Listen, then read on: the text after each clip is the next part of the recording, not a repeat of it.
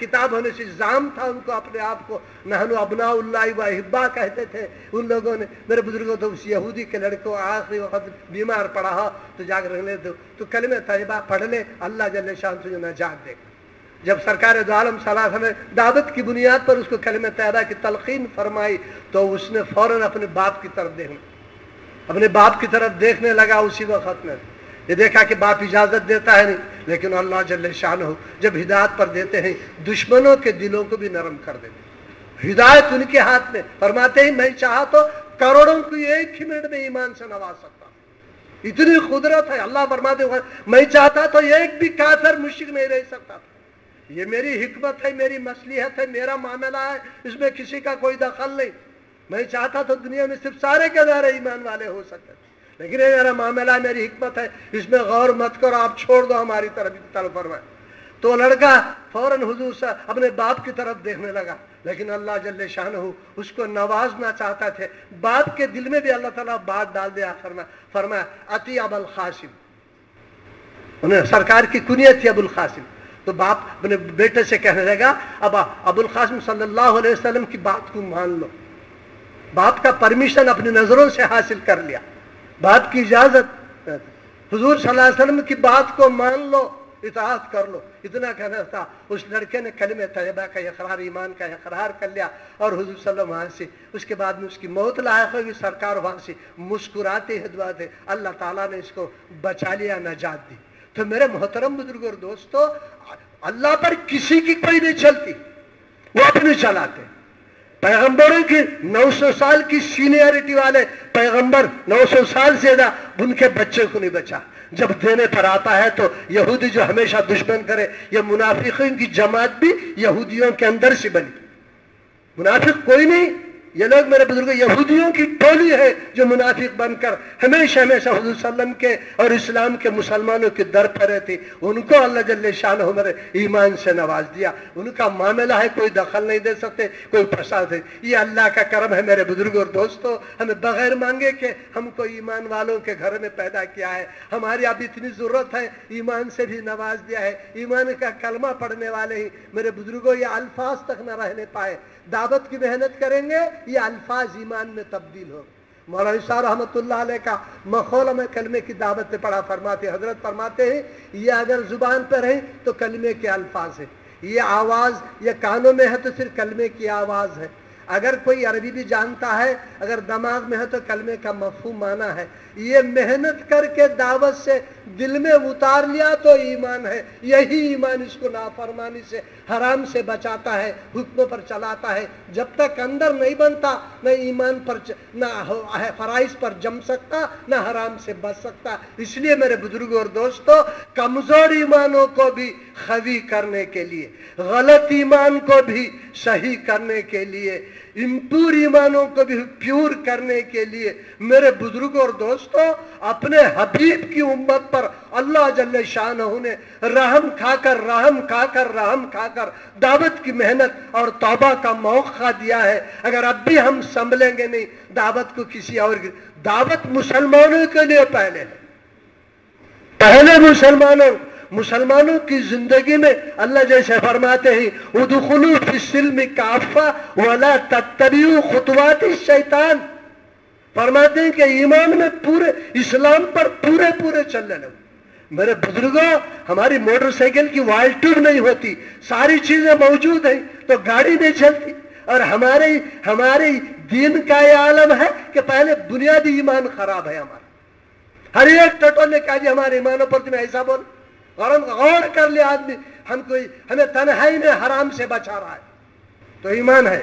خالی حرام یہ نہیں کہ شراب سے بچ گئے, خون سے بچ گئے میرے بزرگوں اور دوستو, جوا سے بچ گئے, سود سے بچ گئے, غیبت سے بچے, حسد سے بچے, دوسروں کی برائی سے بچے, دل میں کسی کے تعلق سے برا نیت کینا یہ سب حرام ہے میرے بزرگوں اور دوست.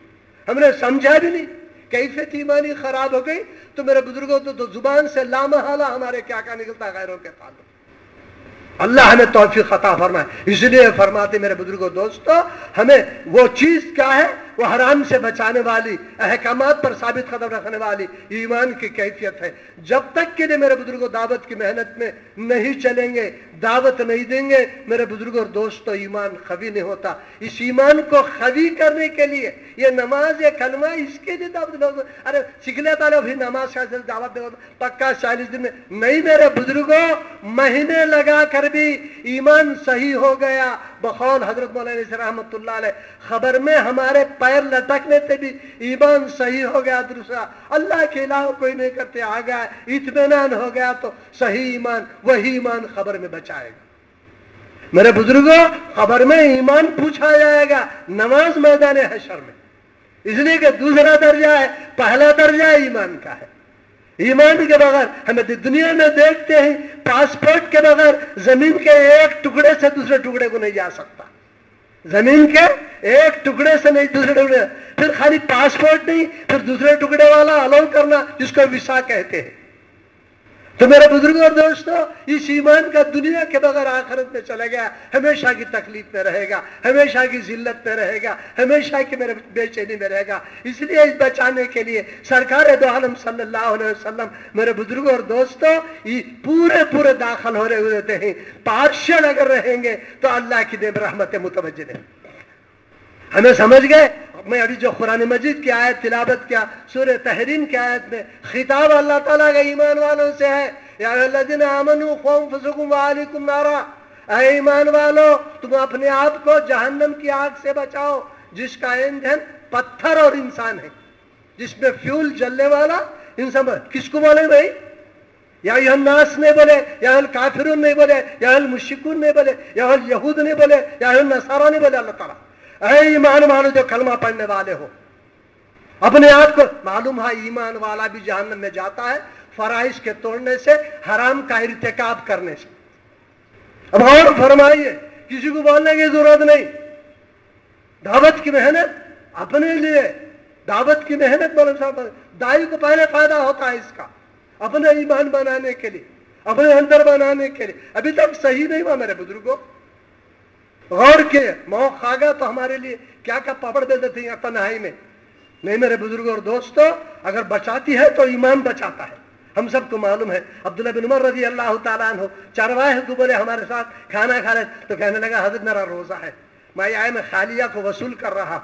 फरमाया हजरत बोले रोजा नमाज करने वाले तो बहुत रहेंगे ज्यादा, अब जरा इसकी माली हालत टेस्ट करेंगे। तो फरमाया मियाँ ये बकरियां है नहीं, इसमें से एक बकरी हमारे हाथ फरोख्त कर दे, हमें तुम्हारे को 20 कीमत देते हैं, बकरी ज़िबा करेंगे, सब आपके हमारे साथ, तुम भी शाम में रोजा गोश्त देंगे, इससे इफ्तार कर लेना। तो हजरत उन कहने लगा हजरत ये बकरियां मेरी नहीं, ये मेरे मालिक के हैं जो गाँव में रहता है, मैं तो उसका चरवाहा और गुलाम हूँ, मैं तो चरवाहा और गुलाम हूँ। तो उसके बाद में हजरत क्या भाई, मालिक से कहते ना कि भेड़िया खा लिया, मालिक से कह देना भेड़िया खा लिया। तो उसने कहने लगा मेरे बुजुर्गों तो ईमान बना हुआ था। तो मेरे बुजुर्गों और दोस्तों गौर फरमाने की ईमान तो फाइन अल्लाह, तो मैं तो मालिक को झूठ कहूंगा, लेकिन अल्लाह ताला को कहाँ ये करूंगा, मैं अल्लाह से कैसे बचकर कर सकता हूँ। अल्लाह मौजूद है, देख रहे हैं, सुन रहे, मुहीमिन उनकी सिफत है और रकीब उनकी सिफत है, वो नाजिर व हाजिर है, हर जगह मौजूद है। मेरे बुजुर्गों और दोस्तों हमें समझ में नहीं आ रहा, वो महसूसात में से नहीं। अल्लाह ताला हमारी आंखें, हमारे कान वगैरह जिस्मानी चीजों को देखते, पकड़ते, छूते हैं। अल्लाह के ताल्लुक से अल्लाह खुद फरमाते हैं, तुम्हें अल्लाह जल्ले वला युबसिरू, तुम्हारी आंखें मुझे नहीं दे सकती, तुम्हारी नजरों को मैं पकड़ता हूँ अल्लाह ताला, बल्कि तुम्हारी आंखें वो देखती हैं जो मैं चाहता हूँ, तुम्हारी आंखें वो नहीं देखती, मैं चाहता हूँ। चुनाचे सूरतुल माऊन की तफसीर में एक वाकया लिखे हैं। सरकार दो आलम सल्लम दावत देते थे, सुबह फरमाया दावत देते थे, और फरमाया उसके बाद सूरह लहब के अंदर फरमाते हैं, लिखा फरमाया कि सरकार दो आलम सल्लल्लाहु अलैहि वसल्लम जब चचा और चचानी पर लानत का मामला अल्लाह की तरफ से हो गया, उम्मे जमील बाहर गई थी, आई पत्थर लेकर आई, हमारे ऊपर इस भतीजे की तरफ से लानत हुई। उस वक्त में सिद्दीक सरकार दो आलम सल्लल्लाहु अलैहि वसल्लम सैयदना सिद्दीक के साथ मक्के काबतुल्लाह के करीब दूर बैठे हुए थे। सरकार बैठे थे, सैयदना सिद्दीक की नजर पड़ गई, उम्मे जमील पत्थर लेकर मारने के लिए भपरी हुई।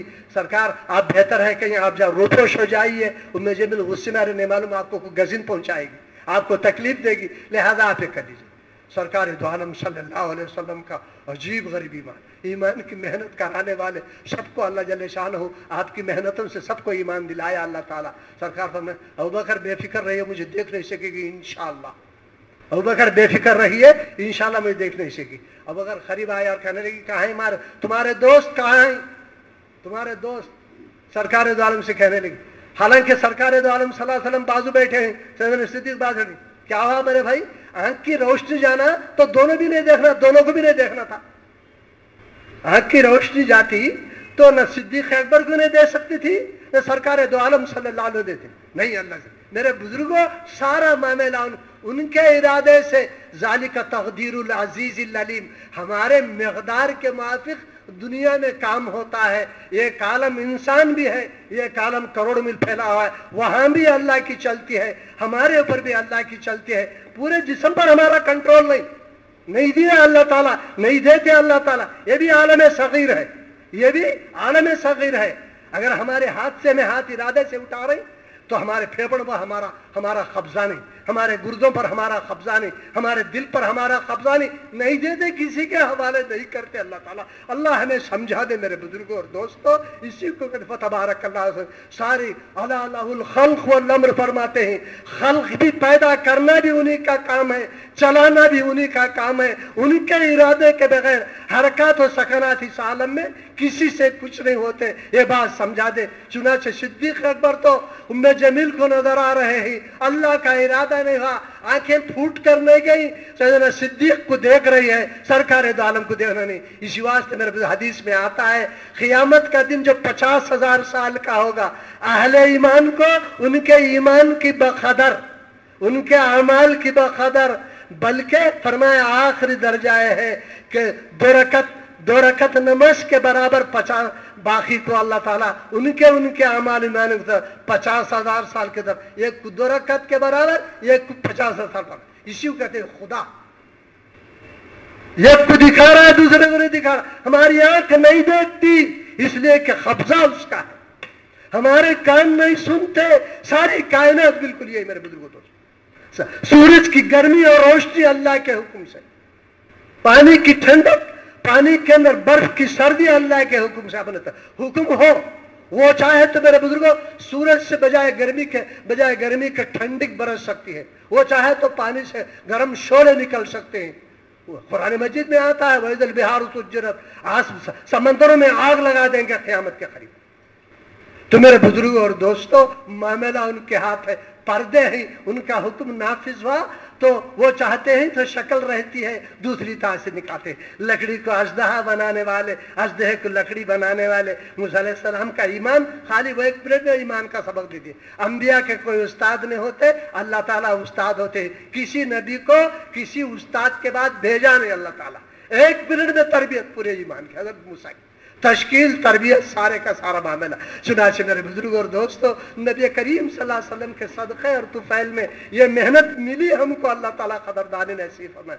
ہمیں اب اس سے پہلا یہ ہے کہ ہمیں توبہ کر لے کر اللہ تعالیٰ متوجہ ہوں گے. اور اس کے لیے میرے بزرگ اور دوستو ساری کی ساری کتابیں گھول کر بھی پی لے, ہم شہد ملا کر پی لیں, معجون ملا کر پی لیں, بہت سے مفروں کے ساتھ نگل لیں, تو ہدایت نہیں ملتی. اس لیے کہ اللہ کی طرف سے ہدایت ملنے کا, ایمان آنے کا طریقہ دعوت ہے.